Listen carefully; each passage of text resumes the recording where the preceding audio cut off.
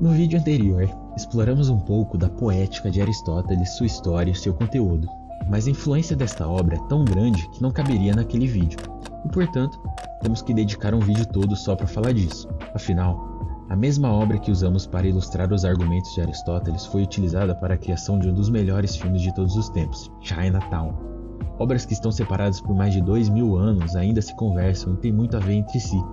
Mas será que você imagina que a poética de Aristóteles também chegou a influenciar e até mesmo ajudar a desenvolver a inteligência artificial? Eu acho que não, mas não se preocupe, vem comigo que essa história é maneira, confia.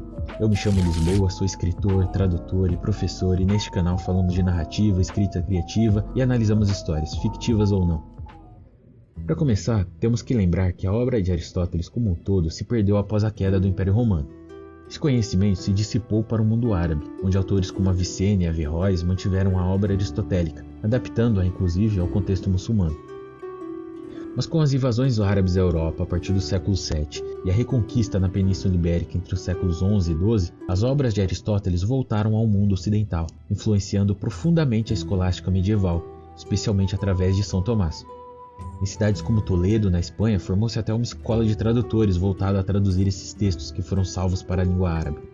Árabes judeus ou muçulmanos trabalhavam com cristãos para traduzir as obras do árabe para o castelhano e do castelhano para o latim, revolucionando o pensamento medieval de tal forma que a Universidade de Paris proibiu o ensino de sua filosofia natural por conflitar com os ensinamentos dogmáticos da igreja na época. Mas claro, isso até a chegada de São Tomás e seu intelecto superior, conseguindo harmonizar a filosofia aristotélica com a teologia católica, criando o chamado aristotelismo tomista, influente até hoje. E se a filosofia aristotélica é influente até hoje dentro do meio católico, não seria diferente em outras áreas do conhecimento humano. Durante o Renascimento, a poética foi interpretada de maneira dogmática. O filósofo italiano Lodovico Castelvetro traduziu e comentou a obra dando uma nova definição às 3 unidades aristotélicas: ação, tempo e lugar. A unidade de ação refere-se ao fato de que o enredo deve ter um começo, meio e um fim bem definido. Isso está bem definido e enfatizado na poética. Já a unidade de tempo diz que o drama, a história, deve ocorrer dentro de 24 horas. E a unidade de lugar diz que a história deve se passar em um único local. Essas duas outras unidades não estão presentes no texto aristotélico, mas as unidades clássicas influenciaram muito o período neoclássico durante os séculos 17 e 18. Artistas como Racine e Corneille consideravam a poética como uma cartilha que deveria ser seguida à risca.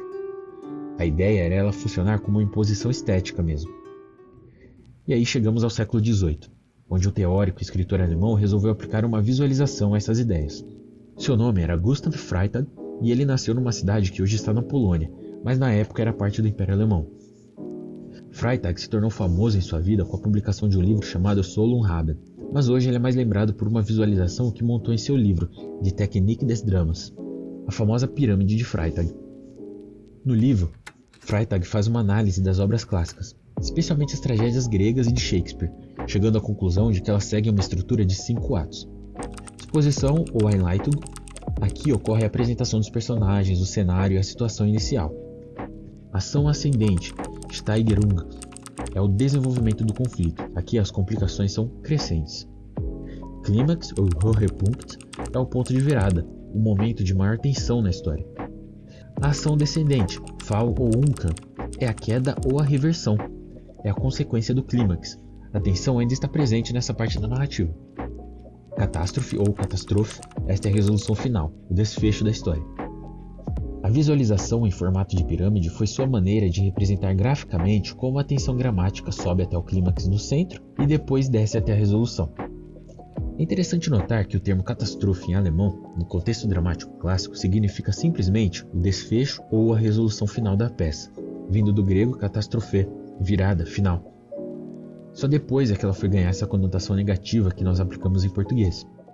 Mas foi só no século XX que a estrutura aristotélica, purificada das regras neoclássicas e visualizada por Freytag, encontrou sua forma mais lucrativa no cinema, com o roteirista Sid Field.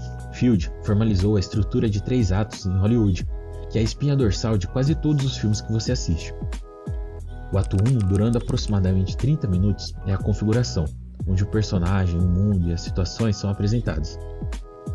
O ato 2, com uma duração possível de 60 minutos, é a confrontação, onde ocorre o desenvolvimento do conflito e a presença de obstáculos crescentes. E o ato 3, de outros 30 minutos, é a resolução, onde ocorre o clímax e o desfecho. Field deu à estrutura de Aristóteles pontos de virada precisos. O plot point 1, que encerra o ato 1, e o plot point 2, que encerra o ato 2.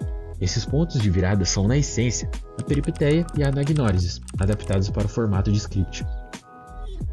A estrutura de Field se tornou a Bíblia de Hollywood, provando que a busca por uma fórmula não era apenas acadêmica, mas comercial. Essas histórias são muito discutidas, conhecidas e aceitas por estudiosos e entusiastas de escrita criativa. Mas um outro autor muito famoso e influente decidiu abordar a poética de maneira pouco convencional e muito fascinante.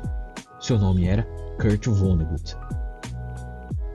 O autor americano ficou famoso por obras como Matadouro 5 e O Café da Manhã dos Campeões, mas ele também fez um mestrado em antropologia pela Universidade de Chicago, e em sua tese ele propôs uma forma de mapear as histórias em gráficos. Vonnegut compara o trabalho que arqueólogos e antropólogos realizam com o trabalho que ele próprio pretendia realizar. Arqueólogos e antropólogos analisam, por exemplo, a forma de diversos artefatos oriundos de diferentes sítios arqueológicos, na tentativa de estabelecer padrões, motivos e características que se repetem em sociedades diferentes, de épocas ou regiões diferentes. Para Vonnegut, o mesmo princípio poderia ser aplicado, não ao conteúdo, mas à forma das narrativas de ficção. Em seu gráfico, o eixo Y era a forma do personagem, indo de má, e o fortune, ou I, até good fortune, G, o G. E o eixo X era o tempo, indo do começo, beginning, até o fim, end. Vonnegut acreditava que a forma da história era tão reveladora quanto a forma de qualquer artefato cultural. Em sua opinião, os enredos variam quanto à forma do arco narrativo. Um personagem pode, por exemplo, levar uma vida normal até que em um dado momento as coisas começam a dar errado. Quando o personagem parece já estar no fundo do poço, algum evento inesperado ocorre e as coisas vão então aos poucos melhorando, até que enfim sua vida parece ainda melhor do que era no começo da história. Ou ainda, o personagem pode começar numa situação já bastante infeliz, mas então de uma hora para outra o personagem começa a obter alguns ganhos, que fazem com que sua vida vá melhorando, até o momento que, por conta de algum infortúnio, o personagem parece perder tudo de uma vez só.